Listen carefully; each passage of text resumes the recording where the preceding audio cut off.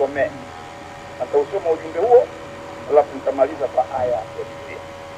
Mheshimiwa Spika, naomba niusome ujumbe huo ambao Nolo msaidizi kwa lugha walionitumia. Ponje limaga wiponje anyi wanyangudu liwatemi wagoma ukuyo alimtemi Pancras, Kusila alimtemi na wafukuzo wose wa Nolo Kusila waliwatemi.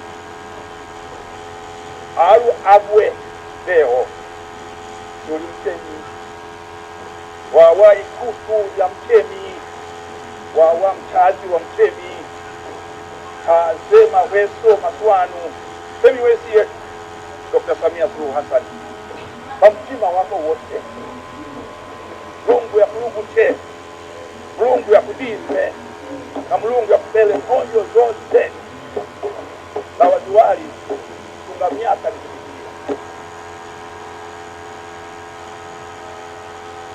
Wanasema tawi la mti bora kutoka katika mti bora. Niye ni Wanyagundu, ninyi mna asili ya watemi waaminifu. Babu yako mzee Pancras alikuwa mtemi, Kusila alikuwa mtemi, na babu zako wote Nolo Kusila walikuwa watemi. Lakini wewe leo sio mtemi, bali ni sikio la mtemi. Wewe leo ni msaidizi wa mtemi. Mpe mawazo mazuri na ushauri mzuri mtemi wa nchi yetu Dr. Samia Suluhu Hassan kwa moyo wako wote. Mungu akubariki, Mungu akulinde na ujaze baraka zake zote.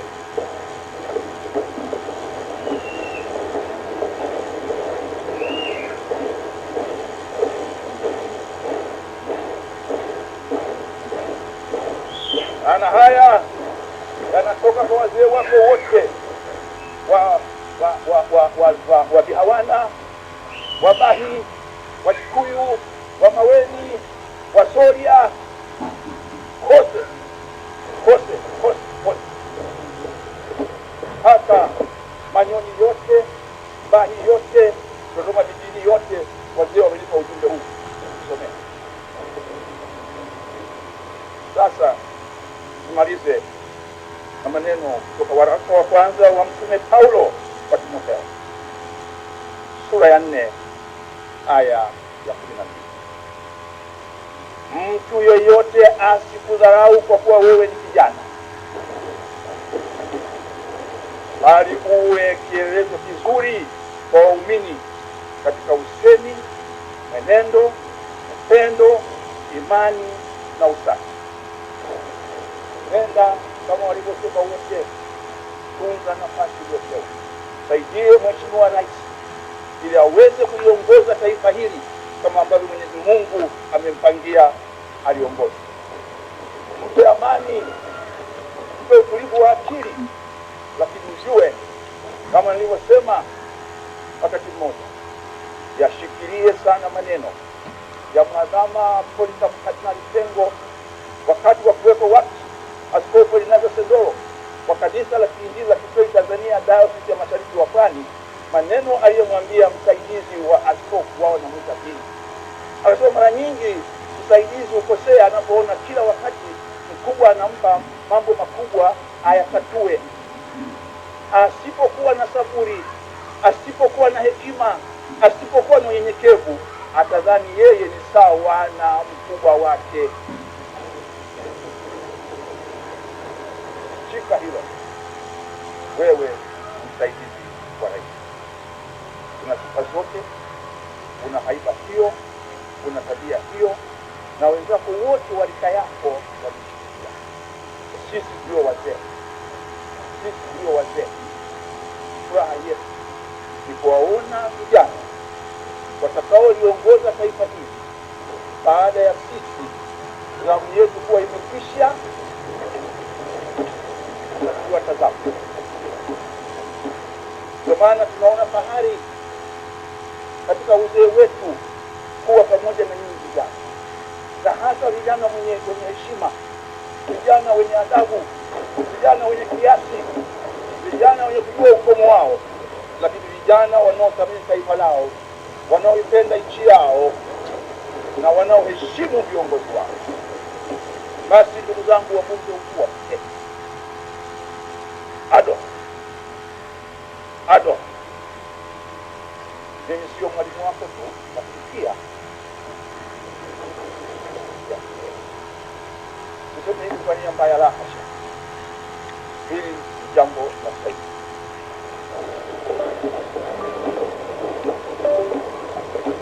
Hili si jambo la vyama, hili ni jambo la taifa.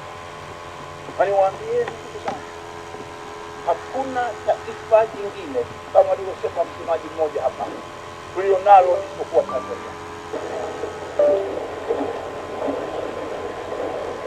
Yote haya ni 9, 10 ni uimara, usalama, amani, umoja, mshikamano wa taifa hili la Tanzania. Na hasa katika kipindi hiki cha tufani, misukosuko, ubarakara na mengi mengine, hiki ndio kipindi cha sisi wa Tanzania kujua tukiivuruga hii Tanzania hatuna kwenda vizuri. Na haya yanakuja kwa sababu ya kazi kubwa iliyofanywa na Dr. Samia Suluhu Hassan. Juzi tu tunakwenda kushuhudia kuzinduliwa kwa bwawa la Mwalimu Julius Kambarage Nyerere. Hili sio bwawa, lile ni ziwa. That is a man-made lake. Na ni la pili kwa ukubwa barani. Na ndipo nilipomwona leo amevaa nguo ya unyenyekevu kabisa. Hakuvaa, amevaa shati lile waliovaa watumishi wa TANESCO. Lile. Sasa nikwambie mwanangu, leo kwa mara ya mwisho, huo ulikuwa ndio mtihani wako na ukaufaulu kwa kuonyesha unyenyekevu wa hali ya juu siku ile. Na leo tuko hapa. Basi waheshimiwa wabunge wote, tutoe kura za ndio 100%. Hizo zitambariki leo Gratias John Pancras Ndejembi, zitampa nguvu, lakini pia zitampa amani kubwa Mheshimiwa Dr. Samia Suluhu Hassan, kwamba tumemheshimu na tumethamini chaguo sahihi alilotuletea. Baada ya maelezo hayo, Mheshimiwa Spika, naunga mkono hoja. Asante Mheshimiwa Dr. Biteko.